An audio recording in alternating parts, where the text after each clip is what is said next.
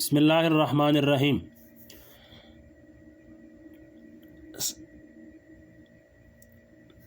شادی کرو لیکن اللہ سے ڈرو، یہ نیا عنوان ہے۔ اس کا کچھ ذکر پہلی ویڈیو میں گزر گیا۔ آگے فرمایا کہ 3 آیاتوں میں تقویٰ کا ذکر فرمایا کہ ان 3 آیات میں غور کیا جائے تو یہ نظر آئے گا کہ ان تینوں آیاتوں میں جو چیز قدر مشترک ہے، جس کا تینوں آیاتوں میں ذکر ہے، وہ تقویٰ ہے، اور تینوں آیاتیں تقویٰ کے بیان سے شروع ہو رہی ہیں۔ نکاح کے موقع پر خاص طور پر تقویٰ کی تاکید اس لیے کی جا رہی ہے کہ لوگ عموماً نکاح کے معاملے کو دین سے خارج سمجھتے ہیں اور اس بارے میں شریعت کے احکام کو پس پشت ڈالتے ہیں۔ نکاح سے پہلے بھی اور نکاح کے وقت اور نکاح کے بعد بھی ان احکام کی طرف دھیان نہیں کرتے۔ اس وجہ سے نکاح کے موقع پر خاص طور پر اس بات کی تاکید کی جا رہی ہے کہ تقویٰ اختیار کرو، کیونکہ اگر غور کیا جائے تو یہ بات سامنے آئے گی کہ در حقیقت یہ نکاح کا رشتہ کبھی صحیح معنی میں خوشگوار نہیں ہو سکتا جب تک دلوں میں تقویٰ نہ ہو۔ تقوی کے بغیر ایک دوسرے کے حقوق صحیح معنی میں ادا ہی نہیں ہو سکتے۔ ازدواجی زندگی کے 3 مواقع، یعنی ایک نکاح سے پہلے، ایک نکاح کے وقت، ایک نکاح کے بعد، ان تینوں مواقع پر ہم نے دین کو پس پشت ڈالا ہوا ہے۔ بس اتنا ضرور کر لیتے ہیں کہ نکاح کے وقت کسی مولوی صاحب کو بلا کر ان سے آیاتیں پڑھوا لیں، خطبہ پڑھوا کر نکاح کر لیں، لیکن اس نکاح سے پہلے کیا کام کیا اور عین اس نکاح کے وقت کیا عمل کر رہے ہیں اور نکاح کے بعد کیا کریں گے، ان تمام اعمال سے نہ اللہ کا کوئی تعلق اور نہ اللہ کے رسول کا کوئی تعلق، حالانکہ یہ نکاح ایک عبادت ہے اور ایک ثواب کا کام ہے۔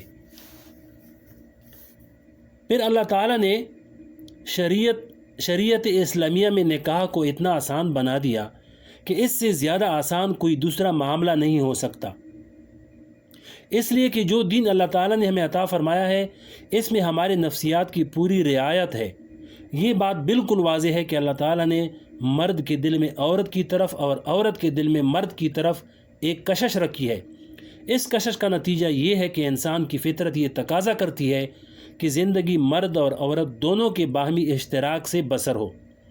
بعض مذہب وہ ہیں جنہوں نے یہ کہہ دیا کہ یہ کشش شیطانی خواہش ہے، لہذا جب تک اس شیطانی خواہش کو نہیں مٹاؤ گے اس وقت تک اللہ کا قرب حاصل نہیں ہوگا۔ چنانچہ ان مذاہب نے رہبانیت کی بنیاد ڈالی اور یہ کہہ دیا کہ نکاح اور شادی نہ کرو، مجرد زندگی گزار دو، لیکن اسلام جو دینی فطرت ہے وہ جانتا تھا کہ یہ کشش انسان کی فطرت میں داخل ہے۔ اگر فطرت سے بغاوت کی جائے گی تو یہ فطرت غلط اور ناجائز اور حرام راستے تلاش کرے گی۔ چنانچہ قرآن کریم کا ارشاد ہے وَلَقَدْ أَرْسَلْنَا رُسُلًا مِّن قَبْلِكَ وَجَعَلْنَا لَهُمْ أَزْوَاجًا وَذُرِّيَّةً۔ اے نبی صلی اللہ علیہ وسلم، ہم نے آپ سے پہلے بھی انبیاء بھیجے اور ہم نے ان کو بیویاں بھی عطا کی اور اولاد بھی عطا کی، لہذا بیوی بچوں سے الگ زندگی نہیں گزارنی بلکہ بیوی بچوں کے ساتھ زندگی گزارنی ہے، اس لیے کہ یہ فطرت کا ایک تقاضا ہے۔ اسی وجہ سے اللہ تعالیٰ نے اس فطری تقاضے کو پورا کرنے کا جائز راستہ اتنا آسان کر دیا ہے کہ اس میں کسی قسم کی کوئی پابندی نہیں لگائی۔ فرمایا کہ نکاح کے لیے خطبہ شرط نہیں، چنانچہ نکاح کے وقت خطبہ پڑھنا بھی کوئی لازمی شرط نہیں، واجب اور فرض نہیں، البتہ سنت ضرور ہے۔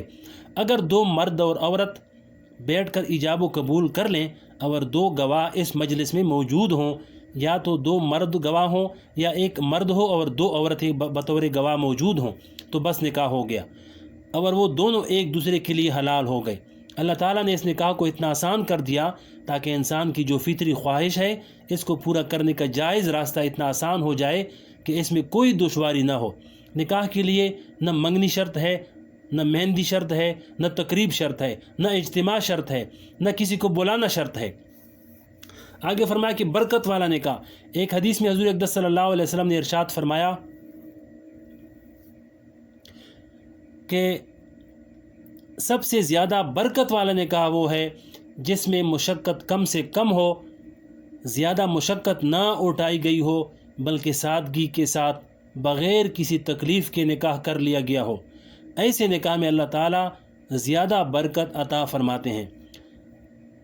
لیکن شریعت نے اس نکاح کو جتنا آسان بنایا تھا، ہم نے اس کو اتنا ہی مشکل بنا دیا۔ آج نکاح کرنا ایک عذاب ہے۔ سالوں اور مہینوں پہلے سے جب تک اس کی تیاری نہ کی جائے اور اس پر لاکھوں روپے خرچ نہ کیا جائے، اس وقت تک نکاح نہیں ہو سکتا۔ دیکھیے کہ حضور پاک صلی اللہ علیہ وسلم کے عہد مبارک میں کس طرح نکاح ہوتے تھے۔